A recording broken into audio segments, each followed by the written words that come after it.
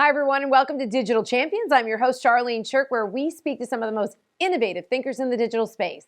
And joining us today is Melissa Slavsky with Compassion Digital. Thank you so much for joining us today, Melissa. Thank you so much for having me. So tell us about Compassion Digital, because I don't think when people think digital, they think a lot of compassion. Sure, absolutely. So, what we do is we work specifically with nonprofits and purpose driven businesses. And the name specifically came from how I live my life. I live my life as a compassionate person, giving back. And I've been in the digital space for quite some time. So, I just brought the two together. And so share a little bit, we're going to pick your brain a little bit. When you're approaching a not-for-profit or a very mission-driven business, how is the marketing approach different from what you would say just a more traditional setup, a business selling a product? In all honesty, it's not that different, and I think that's what I come across a lot in the nonprofit world. I Most of my career has been spent in corporate America, where I did work with for-profit companies, very large businesses and brands, and getting into more of the nonprofit world, I noticed a lot of the issues are the same. It's not necessarily from where I come from, approached any differently. You're using the same tools, the same tactics. Your messaging is going to be different, but you still are, your goal is still to garner emotion from people, whether it's you're trying to make a sale and increase your bottom line, or you're trying to help save animals or the planet. You're still trying to get an action from people. And no matter what you're putting out there, you are going to get an action when you garner emotion. And it's the same whether you're a for profit or a nonprofit. Now, Melissa, I have sat, and I hate to even say sat on a board, because you should be working on a board, not sitting on a board.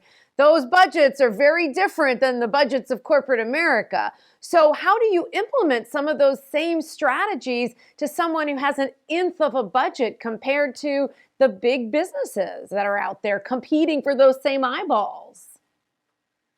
So, one of the things I do is really focus on organic traffic, meaning getting people to the site without a paid ad.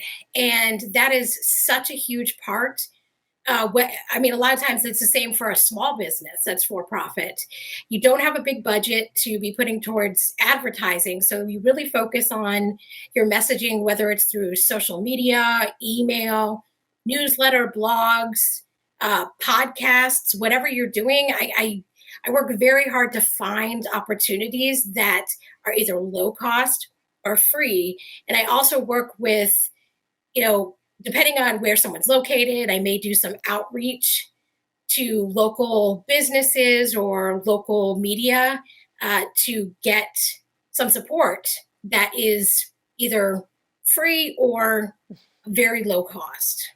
Oh, they love that word free. And so, we've talked a lot about in the digital space, as you're familiar with, changes in privacy, changes in artificial intelligence, things of that nature, but specifically to nonprofits and more cause-inspired businesses. Is there anything coming up on the horizon over the next couple of years that you specifically want them to be paying attention to because it may impact the way they send out their message?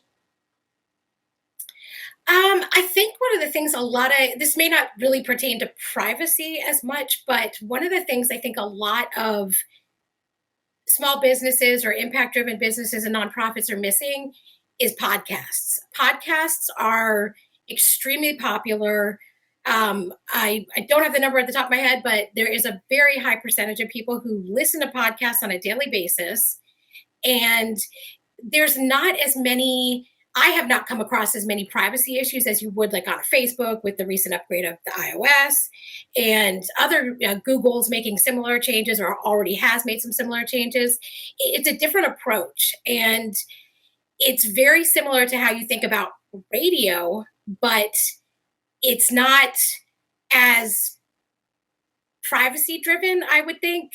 Yes, you can gather some data, but it's more about what are people listening to, what are they interested in, which I think is a lot easier than having to use back end data that is not likely to be available once cookies go away next year.